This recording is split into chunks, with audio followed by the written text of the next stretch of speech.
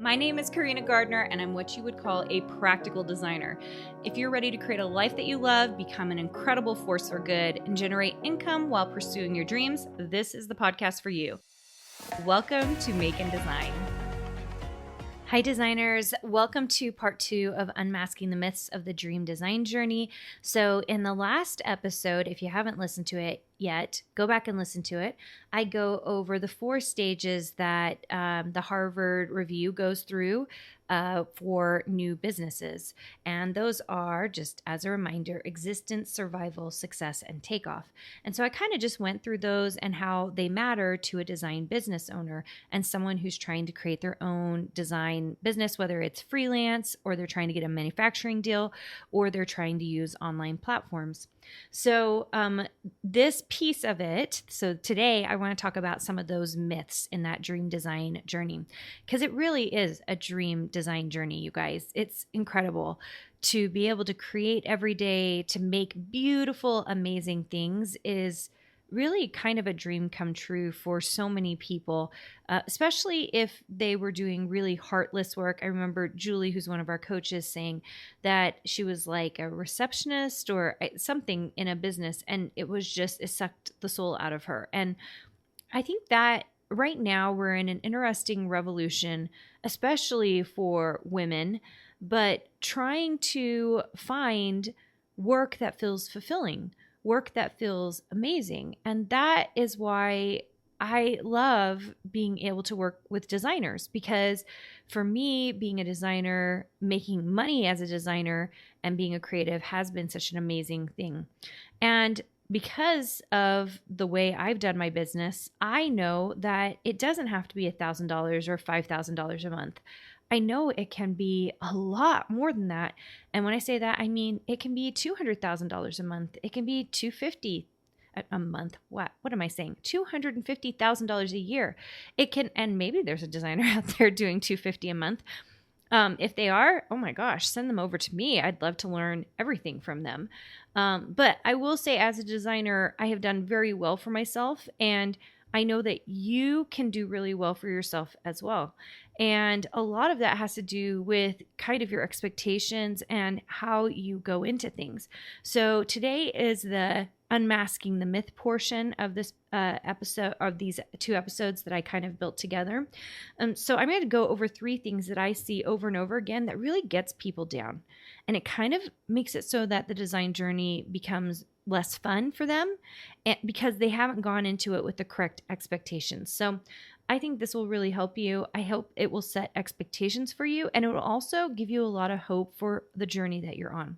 So number 1, it only takes, this is the myth, it only takes a few months or a year to make 6 figures. Now, there are certainly people who have done it before.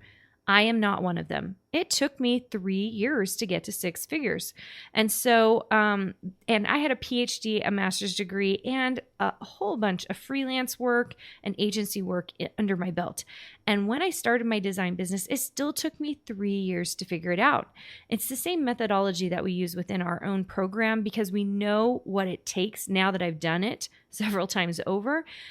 We see it over and over again that people still have this belief in themselves. I mean, you should have belief in yourselves, but belief in their businesses that it can grow in only 3 months to 6 months to a year to that 6 figures or even multiple 6-figure point.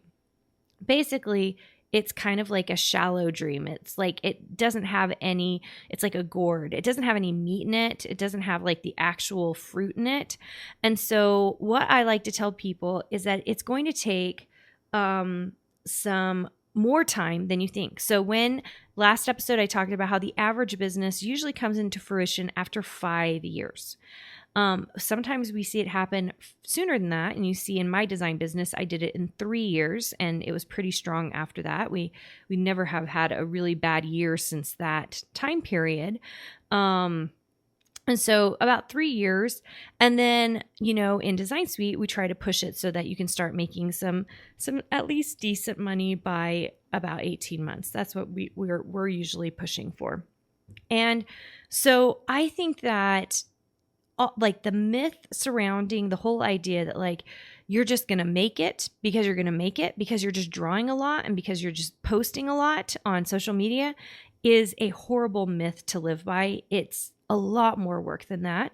We just did a summit in November, and we do have another summit coming up in February.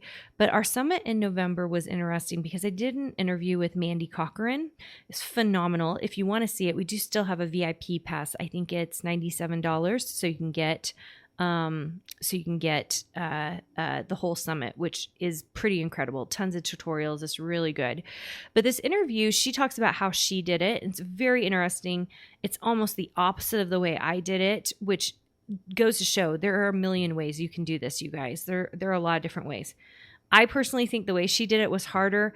And I don't know, she didn't mention how much she makes, but I make an assumption that she is doing, well, I'd be surprised if she was doing what I was doing because she's working with manufacturers. Manufacturer contracts are usually only between $3,000 to $8,000 a piece. So you really have to get 12 contracts like that to do about $100,000, right? So it's like you have to get a lot of contracts to make those types of things happen. I'm not saying it's not possible. It 100% is possible. If that's the way you want to go for it. I think that's amazing.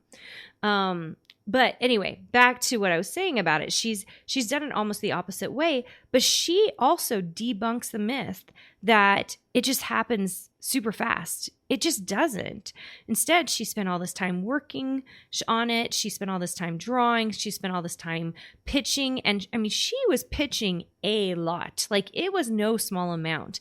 And so I'll see designers, they'll tell me they pitched 10 companies in a week. And I'm like, and now you'll have to do that every day for the next, or every week for the next, 2 years.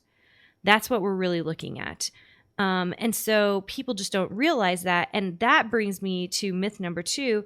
And that is that you're just going to be discovered, that you're just going to be really, really creative and create beautiful work. And you're just going to be discovered. It takes 3 times the effort than you think to get there, sometimes more than that. But I always say 3 times because that's what I've seen in my life. Every time I'm like, okay, we're going to hit this goal this year, it always takes me 3 times as much effort as I thought for us to actually get there. And so that's the standard I put around anything we're working on.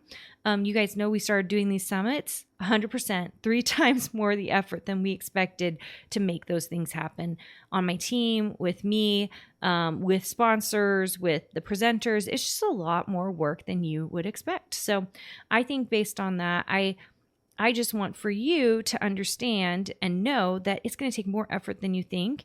And so you're thinking, I'm putting in so much effort, when the truth is you're going to have to put in 3 times the amount just to get 1x what you were hoping to get. Okay.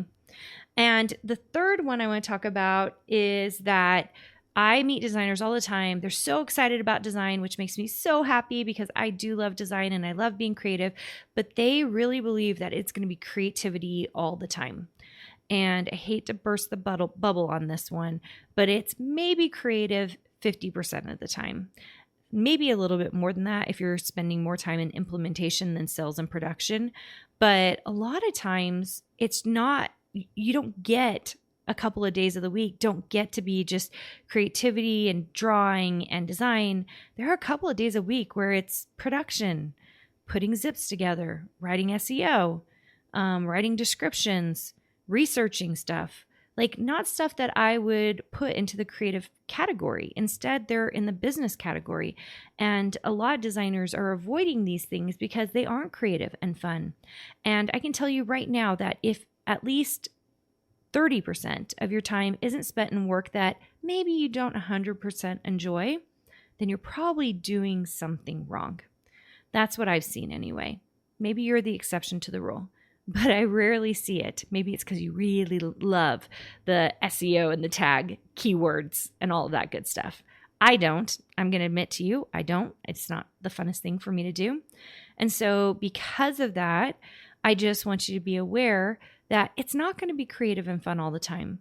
There are going to be parts that stink, that aren't very fun. And that's okay. It should be that way, because if it were easy, everybody would have been doing this by now, right? And it's not easy. It's for those who really want it, those that are really passionate about it, those who really want to put their own mark in this world.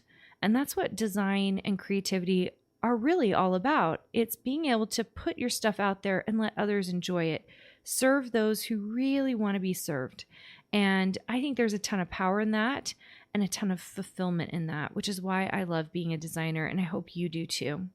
But if we kind of get rid of some of these myths around building that dream design business, and we understand that the journey is a little difficult, and we say a little difficult, guys, it's harder than I thought it was going to be. Just from one designer to another, I'm just going to tell you it was harder than I thought it was going to be. I did have big dreams for myself, big goals for myself, and I really went after them. That's how I became a creative director. That's how I was able to get some of the deals I was able to get. But nothing fell into my lap.